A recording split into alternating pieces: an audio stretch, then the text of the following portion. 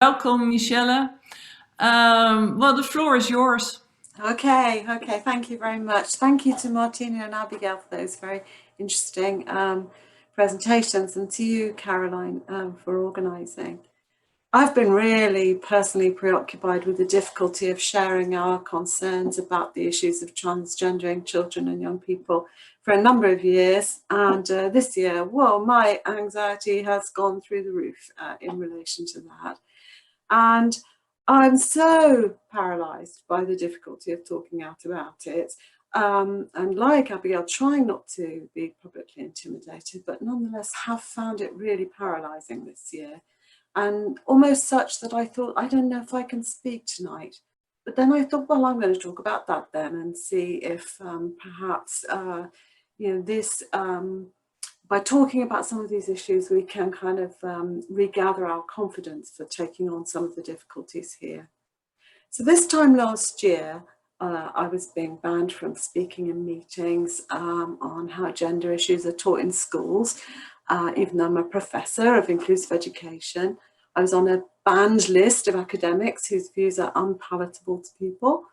Heather Brunskell-Evans and I were in the middle of a horrible standoff with the Tavistock and Portman Trust, who were instructing lawyers to try to get a pre-publication veto on the second book that we wanted to bring out of essays on transgender children and young people. And that was so stressful because for that book, we had assembled pieces written by the leading commentators in the world on these issues, and they were all ready to go, ready to print, and we were threatened with being sued if we brought the book out. The Tavistock failed in those efforts, but nevertheless, these are tough things to go through. They did ban the book from their library, which I'm sure just made more people read it. At the same time, I'd started a new job. And I'd only been in that job a couple of days when I started to face a campaign of harassment by complaint. So people were writing in, protesting my appointment, saying I was a hate speaker and all this kind of thing. And that escalated into kind of another year of crushing demands to silence me. And I saw that Abigail's book faced similar difficulties when it came out. And I was thinking, right now, we have presidential candidates very casually obscuring the really deeply concerning issues concerning children and young people who identify as transgender. We are among countless individuals who struggle to raise the debate about medical practices and ethics concerned with intervention on the minds and bodies of children and young people. And these struggles are really difficult. Once you get to the thought police in your human resources department and the trainers and the awareness raisers speak to you and all that kind of thing, life becomes very difficult. And my job is on the line because I won't say certain things. There are accusations about me being made and denunciations by colleagues and students and even friends. All this is exhausting and it does build reputational damage. And at some points I've thought, maybe I can't say anymore. I know how unpleasant this all is, and it's really horrible to be publicly harassed and shamed. But when I was thinking about this meeting tonight, I was thinking, whatever the cost, I want to reassert that I will not trade my silence for survival. And I hope that if I can manage not to trade my silence for survival, this might give others confidence to keep speaking out in the future. I probably will lose my job over this because there seems to be such collective outrage about the focus of our questions on the transgendering of children that I find that even deans and senior administrators and university vice chancellors, they all become so afraid of the aggressors. They become so afraid that the politically correct woke people will catch them not applauding, that they're kind of allowing all the space to be taken up in the universities in teaching and research by the voices of ideologists.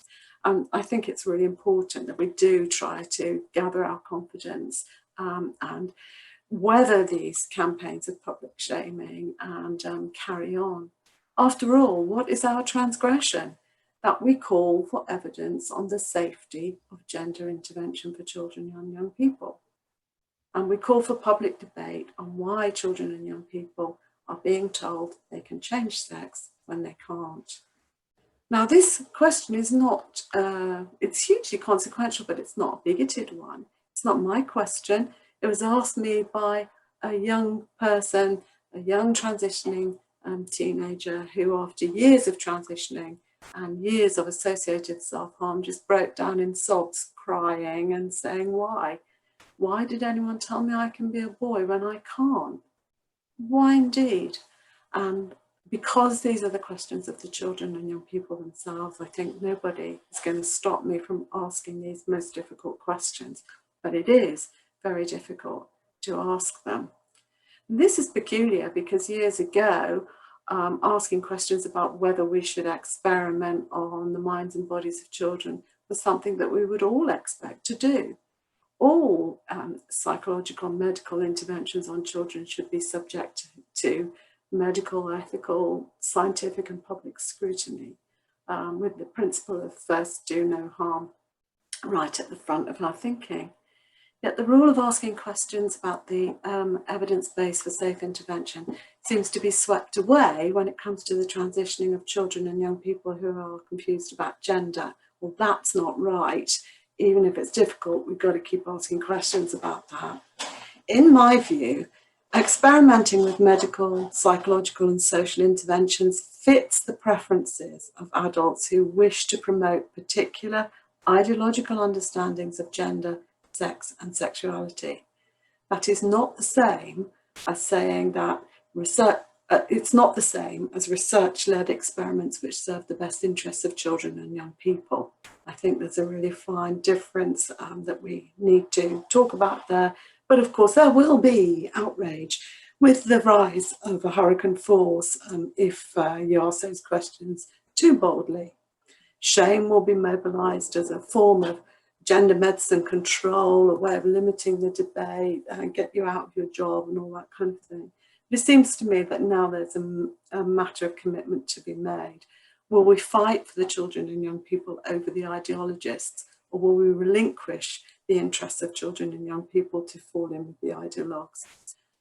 And of course, if you do stand up for the children and refuse to fall in with the ideologists, then you too will be publicly shamed. This is quite miserable, although, yeah, let's not be intimidated, but we need to stand together to resist that intimidation. We need to build the tide of our transcritical voices and not be afraid, because we have to make sure that gender intervention is an evidence-based and safe proposition and that children and families are not being sold a lie. I'm not, as my critics push out through their willful misrepresentations of my work, transphobic or anti-trans. I have trans friends, I'm working with trans people, I support trans people in getting their views into writing and all that kind of thing. I know that some children and young people suffer from feeling they're the wrong sex because of ideas around gender. I know that gender dysphoria is real, and I know and see children and young people who experience it and suffer deeply. But I argue in all of my work that the idea of unquestioning affirmation of a child's view that they are trans and must be subjected to all these experimental interventions is so superficial as a response to children's suffering that it simply beggars belief. And my years of research in this area bear this out. So the work I was involved in with Lisa Lippman has established beyond doubt that gender dysphoria is not an indicator of transgenderism. It's a maladaptive coping mechanism to distress or trauma. And this is where we need to be thinking about our intervention efforts, not in relation to experimental disassembling of children's bodies and lives. We know that peer and social influences are important predeterminants of transgender feelings and transgender identification. We need to understand more than that. But most worrying of all, or perhaps giving us some cause for optimism here when we think about the dangers children face, is that the majority of children and young people who identify as transgender do go on to change their minds. Now, given that we know that, it is deeply worrying that prevailing models of transgender intervention see gender distressed children and young people through such narrow, ideologically driven limits that they deny children access to any other paradigm of support they need. And also, these ideological positions deny children their ordinary gender freedoms. For a long time, it's felt like the ideologues are winning, really. And I think that has been getting me down. Senior academics marching about corridors, intimidating young colleagues into signing petitions to discredit my work. Students take up the call to demonize me and all that kind of thing on social media. And no matter that the people who are shouting our work down are not working on the transitioning of children as their own area of interest or expertise, they are simply the self-appointed petitioners of righteousness. They feel that they know that which views are acceptable and that only the worldview they sanction can be tolerated. It's very difficult to talk out about this. And in the UK, we're even seeing this week that university students will even petition against the janitor if they don't like what they're saying about gender. Authoritarianism of gender activists knows no bounds at the moment. But my transgression will continue and will always be to try to keep the conversation open about the necessity for a robust evidence-based for gender intervention. I'm not anti-trans. I want trans people to be safe, not unsafe. I want trans people to do well. If there is to be gender transitioning of children and young people, we need to have a safe evidence base for that. And suddenly, although I was thinking, gosh, it has been a dreadful year, I feel the tide of critical voices is rising. The case of Kira Bell precisely illustrates the dangers of accepting a young person's self-diagnosis as being transgender. There are conversations to be had now about the veracity of the research carried out by endocrinologists, the puberty blocking research and all that kind of thing. And the incoherent view of the Tavistock and other gender identity development services being articulated in our courts now in the UK are setting off alarm bells and encouraging people to ask some of the questions that it has been difficult to ask. I think that the gender activists are losing their stranglehold over the culture and mindset of people in relation to these things. I think that the abnegation of care that has been embedded in the gender identity services by the ascendancy of these ideologists is being exposed, and new boundaries are shifting, and the protection of parents in particular is resurfacing as important, and that is very, very, very important thing. It's quite clear that no child is born in the wrong body. Even the transgender lobby groups are trying to backpedal away from that claim as fast as they can. It's clear to me that transgender identity is iatrogenic. It does come from the things that people say and the way that we talk about various issues. And it is clear to me from listening to people who've been through transitioning that gender medicine actually deepens gender-based dissatisfaction. And of course, go back to that original question, it won't ever change a person's biological sex. That's the lie that Abigail was asking us to guard against. So I'm conscious that we only have a few minutes here to speak, and I can't do more than try to convey a snapshot of the intensity and the danger of attempts to suppress our work. But after the Kira Bell review, it feels to me that we might be getting to a point where the interests of children once again can be put before the interests of ideologists. But there's no room for complacency, as we see with Joe Biden and all the trends that are going on in America and other places. We all need to use our voices as a force for change. And the most important thing that I think we can do of all is to listen to young people who have direct experience of this and understand their experience and their point of view. I think there will be accountability.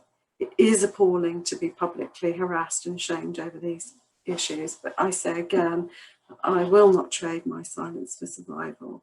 And I ask everybody who's listening tonight, each one, try to speak, each one, try to teach one. We must push the boundaries of the work that we're doing here. And that's all I have to say for now.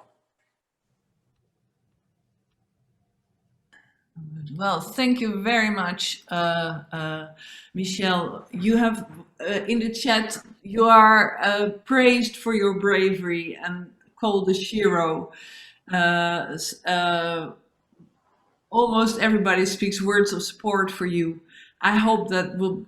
Please read the chat when you're later, so you can see how many people here are thanking you and willing to support you and to, well, they applaud you for what you are doing and what you have been doing. Well, I really appreciate that, but individual courage comes from our collective courage and collective voices, and so those comments really make a difference. And yeah, we get our power together. Yes, so thank you very much. I'm trying to find a good question for you, and my colleague from the foundation asked, do you have any tips for the Netherlands? Question, because we are just starting here.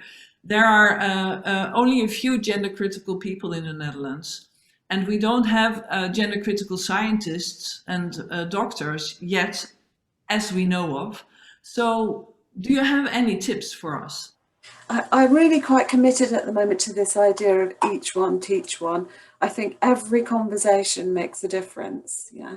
And when you start having these conversations, you're very kind of nervous and wondering what will your neighbor or your colleague, how will they react to questions that you raise about this. But actually, once you start, you find that people quickly say, yeah, I think that really, but I can't say it, but I think that too. And in that conversation, you mobilize a little bit of energy for pushing the agenda forward. And I think every single conversation makes a difference with your child, your grandma, your colleague, the person who runs your Girl Scout unit or whatever. We have to talk about this and not be afraid. And as Abigail was saying, use the language of your truth. Yeah, that's really important too. Okay, we will continue speaking out, and probably it's the safest to speak in person to people, safer than to speak on Facebook or Twitter or whatever.